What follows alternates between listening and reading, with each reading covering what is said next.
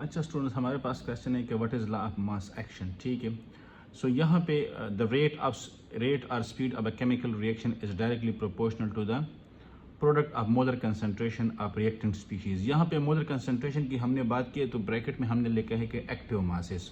आपको पता है कि जब भी आप किसी भी सब्सटेंस के लिए मोलर कंसंट्रेशन को रिप्रेजेंट करते हैं किस चीज़ में, जब इसको आप रिप्रेजेंट करते हैं मोल पर डीएम क्यूब में, मोल पर डीएम क्यूब में, और साथ में आप जब इसको ये स्क्वायर ब्रैकेट्स लेंगे, ठीक है, तो जब भी आप मोलर कंसंट्रेशन को इस तरह एक्सप्रेस करेंगे तो वो क्या कहलाएंगे, वो कहलाएंगे एक्टिव मासेस। क्या?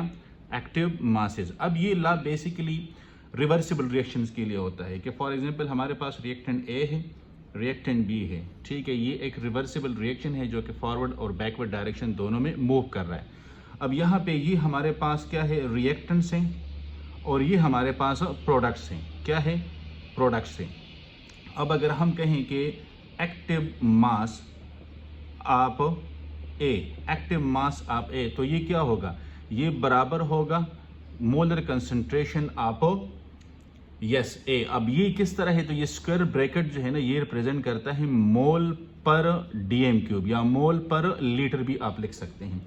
इसी तरह अगर हम कहें बी के लिए तो सेम इस तरह बी आएगा, अगर हम सी के लिए करें तो सी आएगा, ठीक है, एंड सो ऑन। अब यहाँ पे ये तो एक्टिव मास हो गया। अब जब ये रिएक्शन मूव कर रहा है तो इस रिएक्शन के दो स्टेप्स होते हैं, एक ये फॉरवर्ड डायरेक्शन में मूव कर रहा होता है, किस में, फॉरवर्ड डायरेक्शन में, और एक ये रिवर्स डायरेक्शन होता है, ठीक है। अब अगर हम इसी रिएक्शन को ले लें, ठीक है, और इसके हम दोनों साइड्स को मालूम करें तो टाइम t0 पे इसका कंसंट्रेशन मैक्सिमम होता है, लिहाजा फॉरवर्ड डायरेक्शन फास्ट होगा, और यहाँ पे कंसंट्रेशन 0 होता है तो रिवर्स डायरेक्शन ऑलमोस्ट निग्लिजिबल होता है। जैसे ही टाइम गुजरता है तो ये फॉरवर्ड डायरेक्शन आपके पास स्लो होगा और ये बैकवर्ड डायरेक्शन आपके पास स्पीड अप होगा, ठीक है। तो यही पे आपका वो आ जाता है कि किस तरह रेट फॉरवर्ड और बैकवर्ड। तो यहाँ पे हम rate of forward is proportional to ये concentration of A and B, इसमें डिक्रीज आ रहा है तो आर एफ इसको कांस्टेंट कर लेते हैं और A and B. Similarly rate of backward reaction या रिवर्स रिएक्शन, तो ये प्रोपोर्शनल होगा सी एंड डी, या आर बी को हम कर लेते हैं is equal to K B C and D.